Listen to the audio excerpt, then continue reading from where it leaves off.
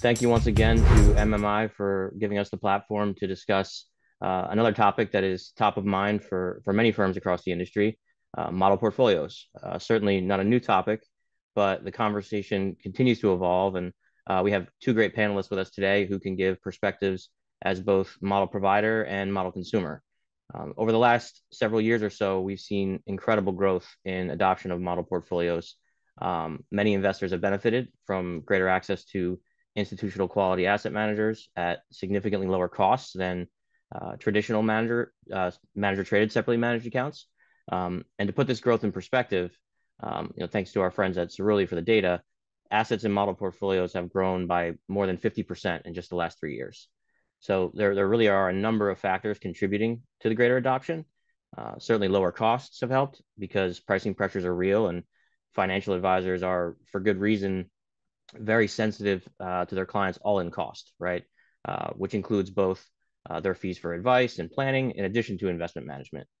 Also, we continue to see a growing percentage of advisors embracing an outsourced approach to investment management, and that trend seems to be intact as more and more advisors lead with financial planning as their primary source of value. So beyond the cost, though, I mean, technology has certainly played a role as well, enabling the scalable delivery and implementation of models available on a wide range of platforms across the industry. And like all trends in our industry, the push towards models continues to evolve. Advisors and clients are demanding more, and product providers are finding new ways to gain a competitive advantage in the space. So in short, there's really a lot to unpack here. So luckily, we have two of the industry's best and brightest with us today to help us work through the topic. And why don't we just jump right into it? First, we have our panelists. I'll introduce Isaac Mendelson, Head of Model Distribution from Invesco, and we have Russ Tipper, General Partner at Edward Jones. Russ, why don't we start with you, if that's okay? How has your model business evolved in recent years at Edward Jones, and as you continue to invest in your business, what are the primary goals? Yeah, Rob, thanks so much, and appreciate the opportunity to spend time with you. As an organization, we are incredibly focused on helping clients understand their needs, their wants, and their wishes, and helping them achieve their goals. So we think leading with financial planning is incredibly important with that. With all those financial planning goals, making sure that clients are aligned to the recommendations from those goals is the most important thing. And so we look at models as one of the most pure, scalable ways to align to that advice and guidance. It allows advisors to get really redeploy to things that they care most about. As we've seen it, clients aren't really adding a lot of value in terms of fees they're willing to pay when it comes to things like security selection, asset allocation, and rebalancing. It's much more in the topics around financial planning, tax planning, really that more advisor alpha. So we look at this as really an opportunity for us to kind of have advisors be deployed on the things that add the most value to a client, achieving their goals, but doing it in such a way that offers scale. Now, I think what has kind of inhibited some of the goals of a model portfolios has been that lack of personalization, right? Where models are typically saying this is the most likely allocation for a client, so it gives a one size fits most approach, and clients don't want to be in a one size fits most. And so for those clients that need that level of personalization, right, it's kind of forcing them to continue to be in more of the FA-driven programs, whether it be rep as advisor or rep as PM to deliver that. So I think for both asset managers as well as wealth managers, tackling that paradigm shift between how do I get the scale and efficiency and focusing on the advisor alpha, but still delivering that client personalization is that worthy goal that we're all tackling. And clearly, we think there's a partnership, but wealth platforms like Edward Jones are investing heavily in tools to allow that more personalized experience in a very scalable way to get the best of both worlds, the best of what you get in discretion, with also the level of personalization that historically has been found in the more FA-driven programs. Oh, great, all good points. So, I guess from your perspective, I'm just curious, at Edward Jones, you have such a large, mutual fund and ETF business, right? And that's still growing as well, of course. But when you think about the difference in this sort of vehicle, how quickly have advisors, adapted to this? And is there a need to have a certain level of education on this type of vehicle and the benefits to clients? And has that curbed adoption at all? Yeah, so I think when we think about, again, our models, we're trying to be vehicle agnostic, um, and let the vehicle be aligned with the needs of the client. So for those clients who are maybe more emerging wealth, right, a mutual fund's a wonderful vehicle. As we start thinking about clients who are becoming more affluent and are thinking about more tax avoidance, portfolios of mutual fund and ETFs, or primarily ETFs, make a lot of sense. And then clearly, as we continue to build the needs of higher net worth clients, using separately managed accounts is going to be important to that. I think, again, the key is that, having a model that aligns to the client's goal, right? Like, what is the stocks, bonds, and cash allocation they need to get to their goal, whether it be a need, want, or a wish, and then allowing that level of kind of, alignment around the vehicles. But again, I think that the key part around this education is advisors understanding that, their value is in the planning aspect, and that certain areas around security selection, tax management, others can be performed by others. So the way we think about it is not replacing financial advisors, right? Because what they do cannot be replicated through technology. But where can we add scale to the outcomes that they would normally generate on their own, but give them the ability where appropriate to have overrides and preferences that truly make it unique for that client, right? Because again, the client wants to make sure that what is important to them and important to the advisor have their fingerprints on it. But we also want to make sure that the advisors are redeploying their best usage, like that advisor alpha, on areas that clients see greater benefit in, and then make the implementation of that in a scalable way. So that's why, again, the evolution of models really is meeting that crossroads, not from just hey, this is a set and forget it strategy that should work for most, because I think that has been, quite frankly, Rob, what has caused some of the lag in adoption, right? Most model assets are where there isn't levels of personalization like qualified.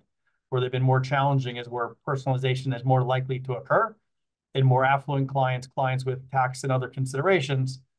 What is the strategy to solve for that? And I think that's the investments that, firms like Invesco and firms like Edward Jones are looking to solve for. And I think where we need to figure out and partner who's in the best position to deliver that level of personalization and customization that FAs and clients are expecting.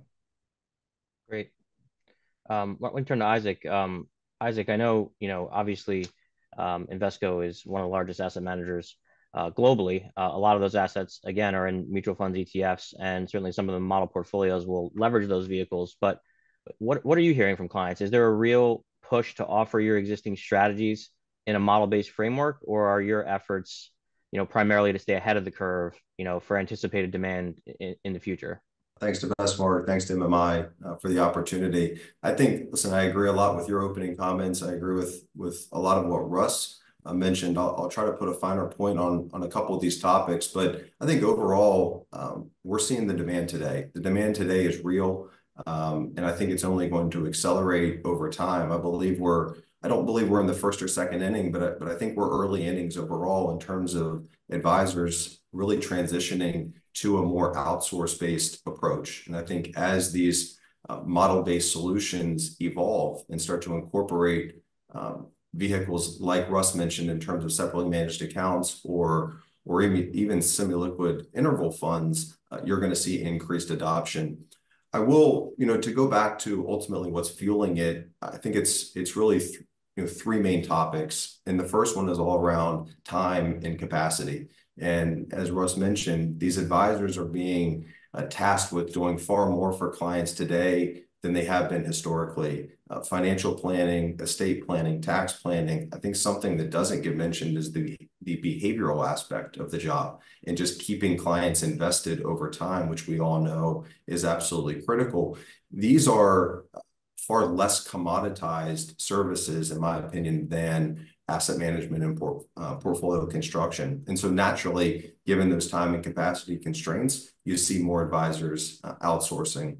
I also think it's worth mentioning there's far more options available today than there ever were before, and as the options have really expanded, a lot of these providers have become more competitive, and they're more, you see more multi-manager approaches out there. You see more providers that are managing models with no overlay fees, which gets me to my last point, which is cost. And I think you touched on cost in the opening, but the cost has come down. And, for the most part, you don't see overlay fees associated with these models. And that's ultimately led to far more advisor adoption than what we've seen historically. Last point I would make, and I think you asked a little bit about the channel differences, namely between the RIAs and broker dealers, which is, it's a broad kind of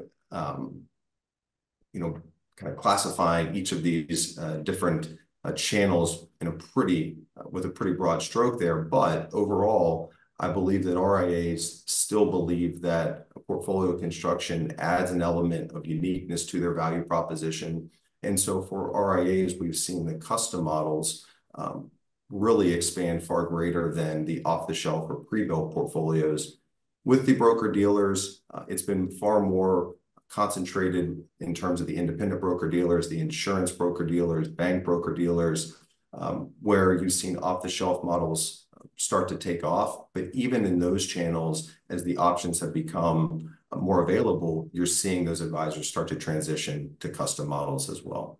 So that brings us to more of an open discussion on a couple of topics. What is your outlook for growth and adoption of model portfolios moving forward? And what are the things that you're seeing that you think could unlock faster acceleration? Russ, why don't we start with you? Yeah, great question, Rob. I think if you kind of capped model portfolios as, again, that historical definition, which is a kind of a one size fits most approach, I would say that after, outside growth, as you mentioned, 50% compounded growth over a 4-year period, I would have said that the growth would start to kind of, fizzle down.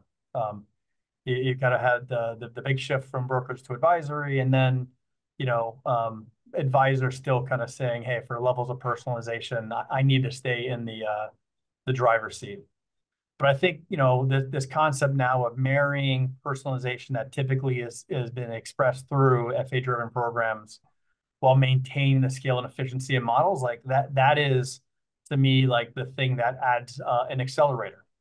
Because advisors now, again, are able to deliver what is unique to their practice, the preferences of their clients, without having a conversation around, trade-offs, right? Like you think about the Rep as PM business, right? Like most of it is people borrowing models, but it's more scalable than client discretion, but not as scalable as it could be under a firm implemented and traded solution. And so, like, that's where technology is going to be that big accelerator where, you get to have your cake and eat it too. But I do think that as an industry, for firms like ours that are making those investments in tools to allow for personalization, I think the role of both a home office team within an Edward Jones or others, as well as asset managers, the role of a model might differ as well. For a long time, I think wealth platforms have relied a lot on managers to do a lot of the work for them, right? And so when you think about custom models, it was, hey, I'll build a model that's unique to you. That is now a one size fits most. So it's unique to your firm, but still one size fits most. Where instead, do home office research teams who build models and asset managers act more like a benchmark, like a North Star, a thing for us to kind of, manage towards, but not, force like blind precision. So, think about concepts that exist in direct indexing, right? An index is the thing that everyone needs to look like, but they're all unique snowflakes based on the client's, personal, preferences as well as their experience, like existing holdings. And so how do we, again, offer the scale of a model, offer the best thinking of both our home office and research teams, but do it in a way that can be hyper-personalized at scale, where everything is very much aligned from a risk perspective, but again, doesn't force, everyone to look the same. They'll have similar risks, but do what is unique to them. I think, to me, that really is going to be the thing that starts to accelerate, because now advisors say to themselves, I can still get the client experience I want without being involved. That time can be then redeployed on more valuable things, whether it be financial planning or quite frankly, important organic growth, like acquisition. Yeah, we're hearing that a lot too. I mean, advisor experience included, right? I mean, it has to be easy for them to do this, right? That we always talk about the swivel chair syndrome and all these different systems that they're operating in. So having an ecosystem stitched together to, be able to make their lives easier is certainly going to increase adoption as well. Sorry if I stole some of your thunder there, Isaac, but what are your thoughts in terms of, what could potentially, unlock a little bit faster acceleration in the model space? 80% of our growth over the last 18 months, Rob, has come from our custom model business. I mean, I think everything Russ mentioned is absolutely, it's happening in real time for us. I think advisors love the customization benefits. They love being able to really marry their investment preferences. They know their clients better than we as the asset manager ever will. And when they're able to really showcase their preferences and goals for their clients and marry that with the investment research and IP coming out of our investment solutions team, it's a solution that really fits their needs. And so that's where we're seeing much of the growth in the space. Coupled with that is also the co-branding aspect. So it's not just the co-development of the portfolios, it's also allowing these advisors and teams to name the models and have their logo included on the materials. It's theirs. They're their clients, they're their models. And I think that's where you get the benefit of really outsourcing, but to Russ's point, being able to personalize and customize it in their own unique ways. So that I believe is the biggest driver. I think, I briefly mentioned earlier the proliferation in terms of expanding into separately managed accounts. The models historically have been mutual funds and ETFs. That is the vast majority of the portfolios out there today. But increasingly, we're seeing advisors utilize separately managed accounts, and then I believe we'll quickly get into the alternatives, or in particular, the interval fund world. All of this, and so what that ultimately allows you to do is move up market. Models have historically been, very centered around the mass affluent space, and I think as we see the vehicles expand, we'll ultimately see advisors start to utilize these models into the high net worth and the larger pools of assets that they manage. The last point is that all of this is only possible if you've got the technology that can handle it. And the UMA technology is the biggest driver. I think, I believe it was Russ that mentioned that we see a lot of the pickup in the qualified accounts. It's 100% true on our side. And we see the qualified book of business transition over to the models that the advisor is using relatively quickly, in a matter of a couple months typically. The taxable assets take far, far longer for obvious reasons. And that's, I think therein lies the necessity for tax transition technology and to be able to transition these portfolios in a really tax smart way. So all of this is reliant on having the technology that continues to expand to allow advisors to access these portfolios the way that they want.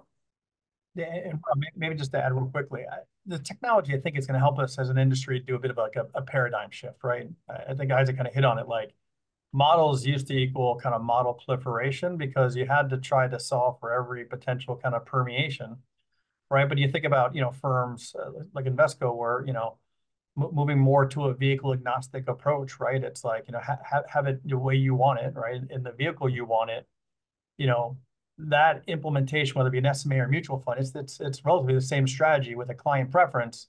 How do you have it where, again, the manager could say, this is the type of strategy I want you to look in, and a client preference then can be implemented through the wealth platform around what the client, needs.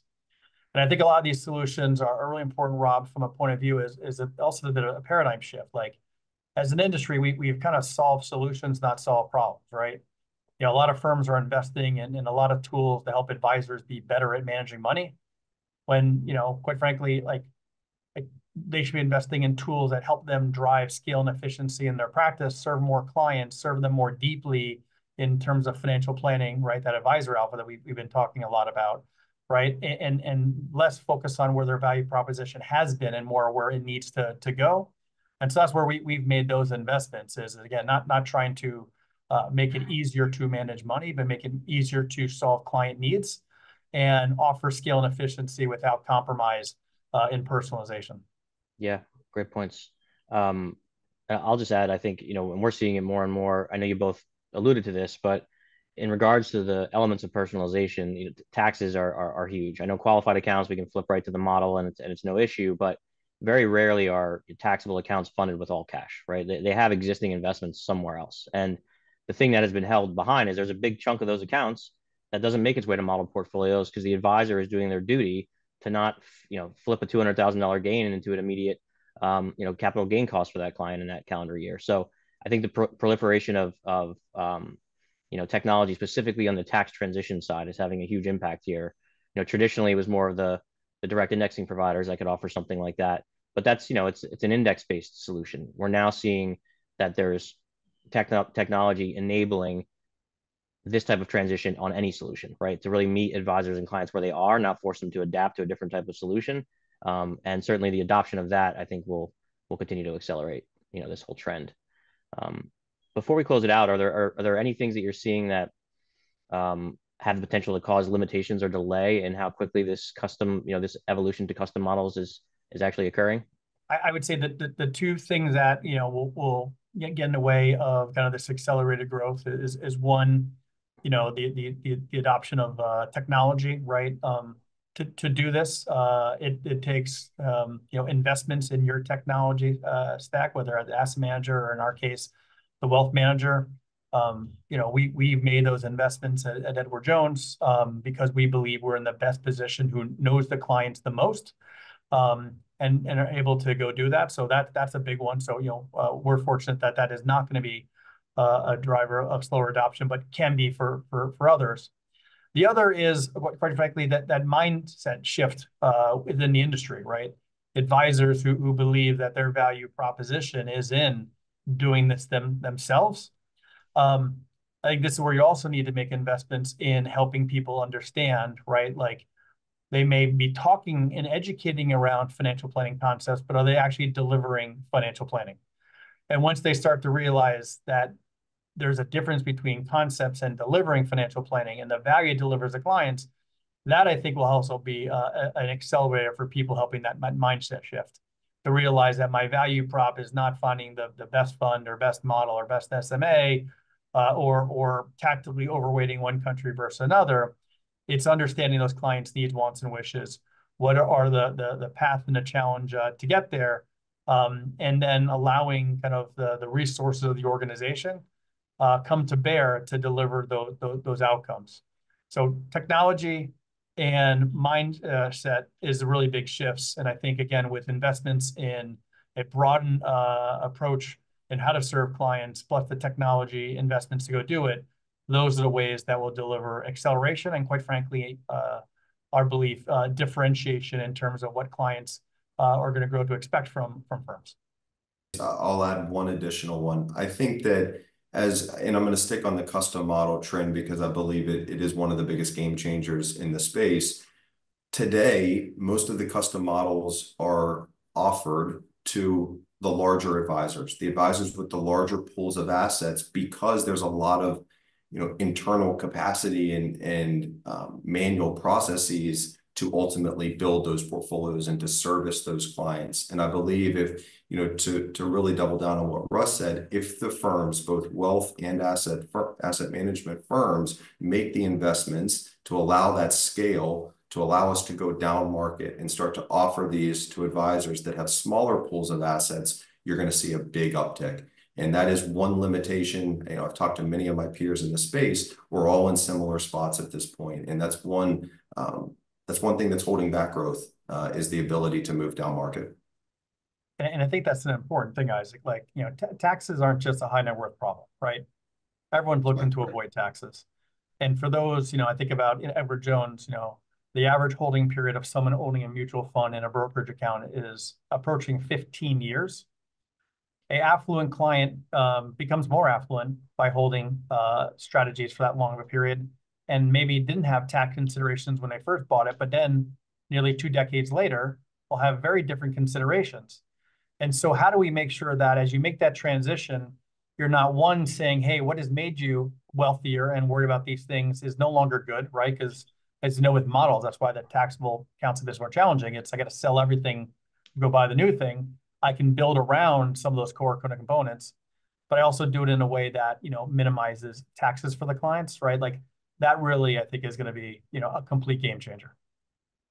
And those who adapt, to these changing trends the quickest are certainly going to reap the benefits. And while it won't happen overnight, it feels like those who fail to adapt are likely going to, fall behind and risk losing market share.